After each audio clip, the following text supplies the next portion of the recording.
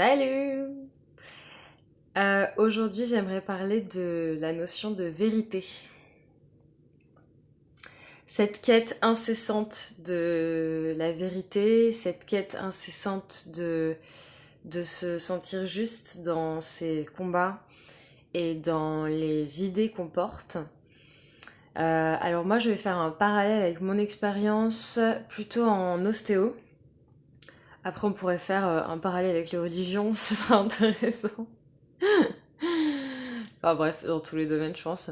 Mais du coup, voilà, moi en tant qu'ostéo, ça fait 6 ans du coup que je suis sortie d'études d'ostéo.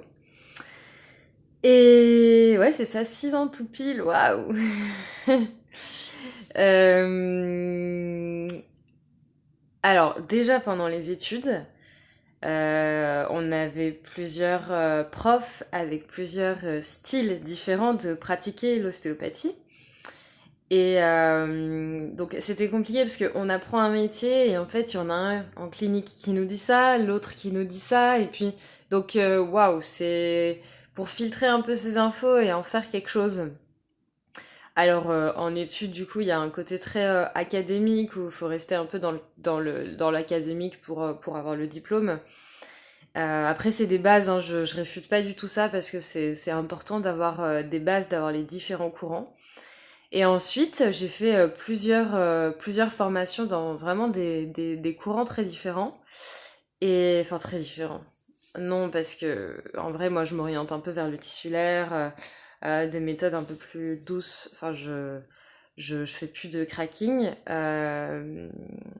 Non, pas que je rejette du tout ces pratiques, parce que ça a vraiment son efficacité et son utilité. C'est juste que pour des raisons personnelles, j'ai arrêté de les pratiquer. Et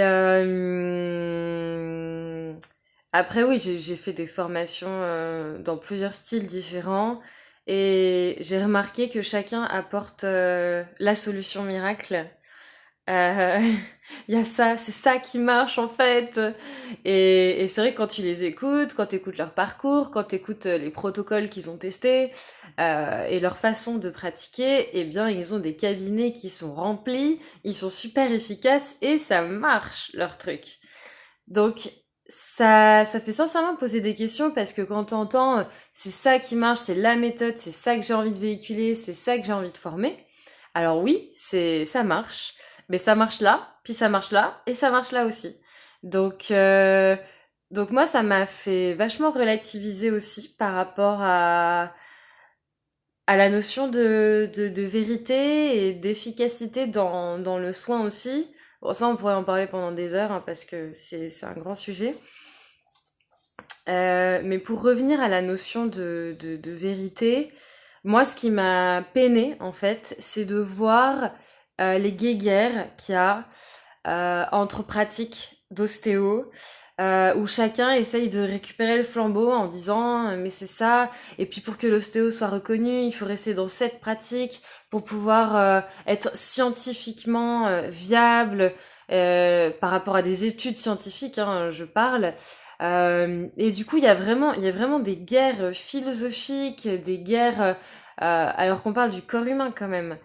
Et ça, on peut le retrouver hein, entre un médecin, entre plusieurs médecins, entre les médecins, les ostéos, entre les kinés, les ostéos aussi, parce que moi, pendant les études, on a quand même pas mal tapé sur les kinés, hein, sur le manque d'efficacité des kinés, Et en fait, moi, je sors d'études, je m'intéresse un peu, je me questionne, et je me rends compte qu'on fait pas du tout la même chose en fait, entre un kiné et un ostéo, et on est hyper complémentaires. Donc en fait, l'idéal c'est de travailler ensemble.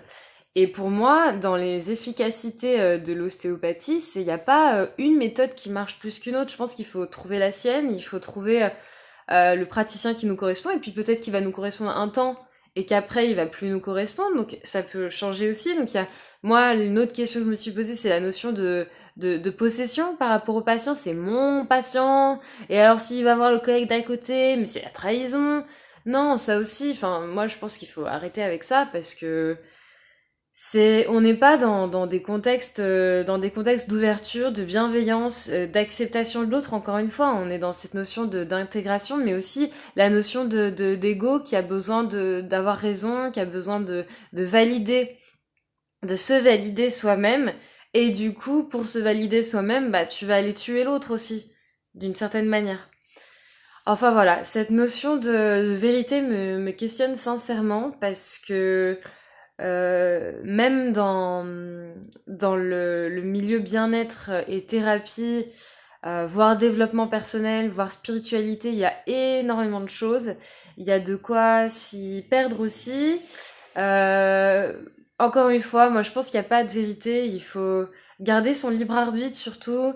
Être capable de dire non, être capable de dire ben ça je suis ok avec ça et ça je suis pas ok et de s'écouter encore une fois, d'écouter ses limites, d'écouter parce que voilà, moi je prône pas un truc en particulier, juste de trouver son truc à soi, mais en fait c'est surtout que de trouver bah, ses solutions aussi pour